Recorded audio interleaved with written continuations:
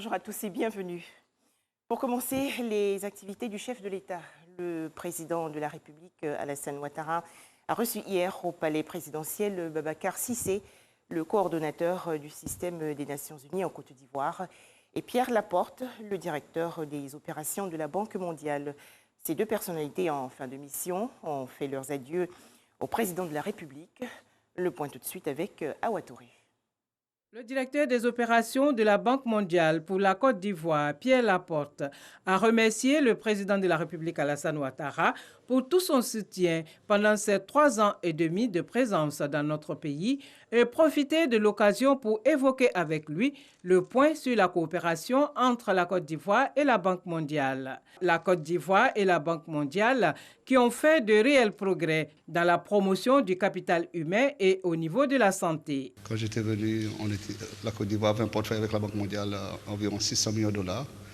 Aujourd'hui, on a passé à 2,6 milliards de dollars. C'est une augmentation de presque 4 à 5 fois. Et au-delà de ça, on a aussi passé à des projets beaucoup plus structurants, projets d'envergure. En moyenne, on avait les projets 30 à 50 millions de dollars, mais aujourd'hui, les projets en Côte d'Ivoire varient entre 100 à 300 millions de dollars.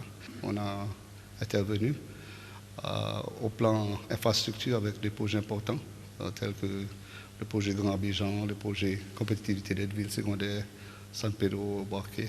Le coordonnateur du système des Nations Unies, Babacar Cissé, a pour sa part fait avec le chef de l'État un large tour d'horizon de son parcours depuis son arrivée en Côte d'Ivoire en 2013 dans le cadre de l'opération des Nations Unies pour la Côte d'Ivoire, ONUCI, ensuite comme représentant résident du PNUD, coordonnateur du système des Nations Unies. Toutes choses qui l'ont amené, selon lui, à travailler avec le gouvernement ivoirien sur plusieurs chantiers majeurs, dont celui de la gestion de la fin de la mission de l'ONUCI, une mission qui, à son avis, a été un véritable succès et qui sert aujourd'hui de modèle en la matière. Je ne parle plus que satisfait parce que je crois que les acquis de ce pays, j'allais dire auxquels nous avons contribué, on a été là à côté du gouvernement, bien sûr, pour accompagner, en tout cas, les autorités, notamment dans le cadre de la préparation du PND 2016-2020, mais également dans le cadre de sa mise en œuvre.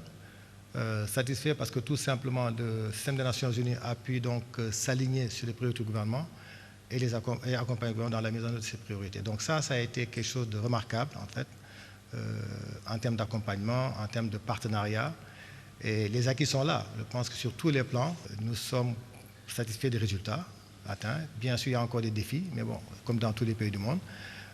Il s'agit maintenant de poursuivre ces efforts. Le coordonnateur du système des Nations Unies a par ailleurs invité les autorités ivoiriennes à poursuivre les réformes courageuses engagées et dont l'impact, selon lui, se fera sentir bientôt sur le développement de la Côte d'Ivoire.